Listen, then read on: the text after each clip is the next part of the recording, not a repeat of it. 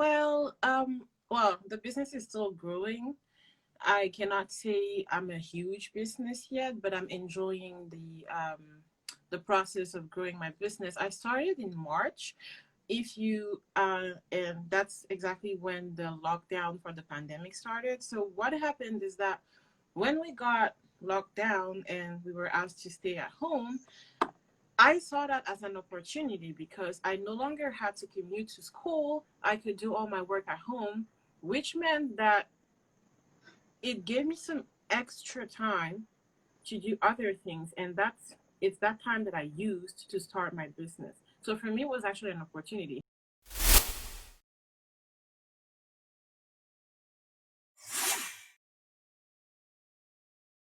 Welcome to another edition of Iwing Marketplace Chit Chat. Can you please tell us about yourself? I want you to introduce yourself. Okay, so hello to everyone who's here. So my name is Sandra. I'm a fourth year PhD candidate in mathematics at the University of Tennessee in Knoxville. Even though right now I live in Oregon, it's a long story how that happened, but that's a little bit about me and where I Wow. am right And now. how do you commute to school, being that you're all the way in Mm, Tennessee? no, I'm not. So it's just that I started my PhD at Oregon State University, which is in Corvallis, Oregon, and then last month my advisor changed positions to go to Oak Ridge Laboratory in Tennessee, and then I decided to transfer schools to keep working with him. But right now, I still live in Corvallis, and I work at that school remotely, and then I'll be moving there in January. So that's Oh, how. that's nice. Why did you decide to do PhD in mathematics? That is tough for people like us who, shy away from maths. It is a long story, really. Um, I initially wanted to work in finance, but I then I discussed with my parents, and we found out that having a good background in mathematics would be very good if I wanted to do finance in the US. So I started studying math in my undergrad in Cameroon. And then when I came here, I just thought, well, my interest changed, and I thought, okay, I'm just going to end up doing a PhD in math, right? I initially wanted to do a PhD in financial engineering, which is finance, but then I was like, oh, I like math. I've been doing it for a while. I really like it, and it's very applicable to many things. So I thought I would like to be a researcher in that field. Yeah. Wow, that's nice. But I'm kind of inquisitive, so I'm going to be asking you some questions you won't be expecting. Why studying maths and then setting up a business at the same time? I thought with maths you have to be practicing all the time. Yeah, you have to be practicing. It's very hard. It's very time consuming to be doing these two things at the same time. But I do love both of them. I don't want to give up any of those things. I don't want to give up my PhD. I don't want to give up research. I don't want to give up my business as well. So I started my business out of love for fashion. So in grad school, you tend to get really stressed out. It's really bad to just be always thinking about school, school, school, school, school. So I started finding comfort in dressing up, putting on nice clothes, whether I'm at home or going to school. And so I thought, and I also love African clothes, and I love clothes designed by Africans. So I thought, you know what? I'm just gonna share that with others and share my sense of style and fashion with others. And that's how I got started with this. And I also like to highlight African designers on my website. So I sell a lot of things from African designers. Right now, mainly from Cameroon.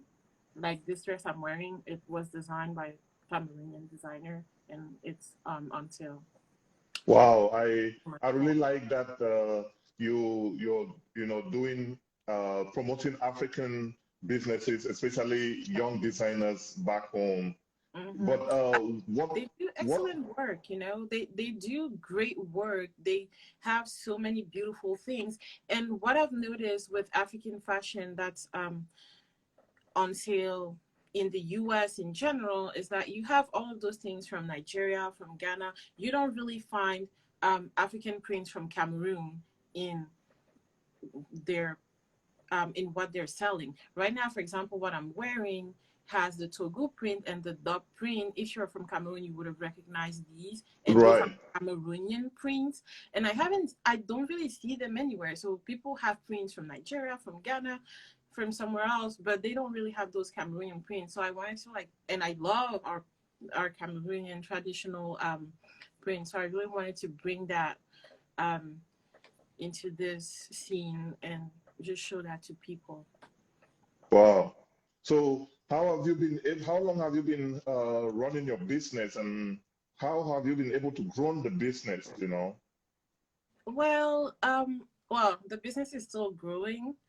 I cannot say I'm a huge business yet, but I'm enjoying the process of growing my business. I started in March. If you and that's exactly when the lockdown for the pandemic started. So what happened is that when we got locked down and we were asked to stay at home, I saw that as an opportunity because I no longer had to commute to school. I could do all my work at home, which meant that it gave me some extra time to do other things. And it's that time that I used to start my business. So for me, it was actually an opportunity. Having to commute to school every day was really tiring. And I found that staying at home gave me more time to work on things other than school. So that was actually the opportunity for me to get started. Wow, I'm really impressed that instead of saying, oh, this is the time for COVID-19, let me just sit and wait, Mhm. but you decided to start your business. That is something really beautiful. But then you started just in March, and you already have like more than 1,700 followers on Instagram. How did you do that? The thing is, even though I started in March, it's not like I thought about starting only in March. It is a business that I've been thinking about for a while. Well, maybe not the me starting the business, but I've been observing other people that have this type of business.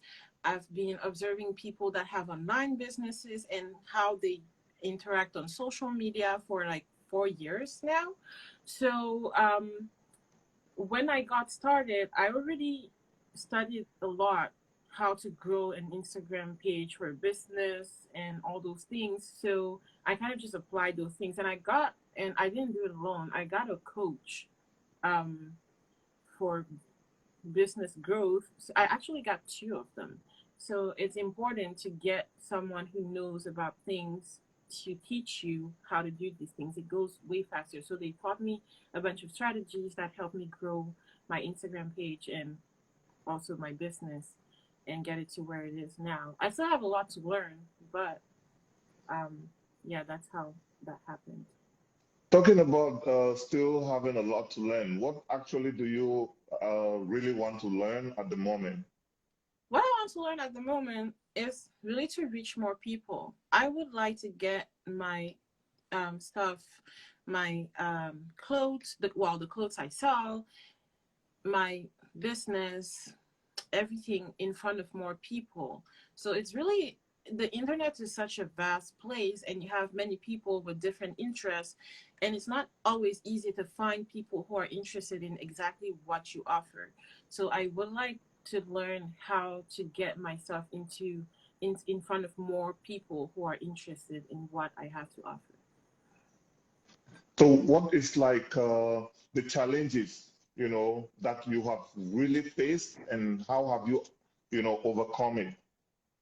Well, the only challenge that I have right now again is to get my myself in front of people who are interested, and I haven't I did not overcome that yet. I am really still trying to get that done. I just I'm trying a bunch of different strategies. if you've noticed, recently my content has changed a lot. I've tried to revamp my content and get better content in front of people to just get people to see the outfits in a better light and in more flattering light so that they can really see how beautiful they look. I am trying to get more active on social media, even though that's very time consuming and I really don't have that much time with my PhD and everything. But it is important to spend time to connect with people and try to get in front of a lot of people. So that's what I'm trying at the moment. And I will be um, doing more initiatives to try to get in front of more people. Wow, you're actually doing really great. I mean, I've seen the changes on your Instagram, and the first year of every business is just all about, learning the ins and out of the business. It is usually after the first year that you can start seeing some, growth and, some profits. So you're actually doing well. You're studying, which is the most important thing to Yeah. do. Yeah. So, but talk about more about your education. There are lots of people out there in Cameroon that wish to do like a master's in the US. Can you tell us how it is, to study in But the US? Um, the first thing I'll tell you to do, get a very good degree in Cameroon. People think that our degrees back home are worthless and that they're not recognized here. That's not true. If you get a good degree, it will be recognized here. Well, you have to get a good degree from an accredited institution in Cameroon, but that will help you. So this my story is sometimes kind of unbelievable to people, but I got into Columbia University with a Bachelor of Science from the University of Boya in Cameroon. So if you know Columbia University, that's one of the top five. Ivy League. Yeah, it's an Ivy League school. So um, what I have to say is I at the University of Boya, I came out first of my class in mathematics that year, and I was the third best graduating student at the university. So I suppose that's how I got into a good school. So the advice I would like to give is because when people get done with high school back home, they think about going abroad, leaving the country, and they would just do anything to do that. And they would neglect whatever they're doing there at home to just rush to go. And that's just not the way to do it. Focus on the degree you're getting there, get your bachelor's degree, get that accredited degree, do well in your degree because that will count here and apply to schools. They will recognize your degree and they will take you. So it's not magic, it's hard work and it's taking your work seriously. There's no need to think that a degree from back home is worthless. It is not. So take what you're doing there seriously and do it well and apply to schools in the US. You will get a lot of offers. Columbia was not my only offer. I got a lot of offers. I chose that one because it was the best school, but I got a lot of offers. So it wasn't hard at all for me to get into schools in the US with the type of degree I had in Cameroon because I did very well. So it's just that I took my studies there very seriously. Wow, Which is that what that's I uh do. that's a vital information you're sharing. You know, I usually get questions like people usually ask me after having their bachelor's degree that is it important for them to do like GRE or GMAT? Did you do any of those? Yeah, I did the DRE because I at the time it was required to get into graduate school. I think that nowadays some schools have waived that requirement of having a GRE to get into their program. So you have to look at the schools you're trying to get into and see if they require the GRE. But it's always good to just do it because most schools still require that because you're not applying to only one school. You're most likely applying to several schools. So yeah, just get that done. I had to do the GRE, the TOEFL because English is not our first language in Cameroon.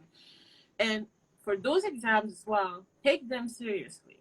You know, Americans are all about performance. No one cares where you come from, who you are. They care about your performance. If you perform well, you'll get opportunities. That's all it is. So don't try to fake it. I know a lot of us Cameroonians, at least, try to fake, try to have false report cards, try to have false degrees that they present here to get into the university. That will catch up to you because school here is not easy. So don't do that. Don't do that. Don't try to to go the easy way.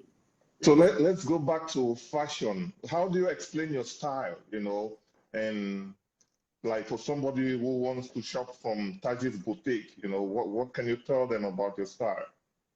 So before I get into my style, I think one thing that people will find funny is that I'm pretty young for the type of style that I have.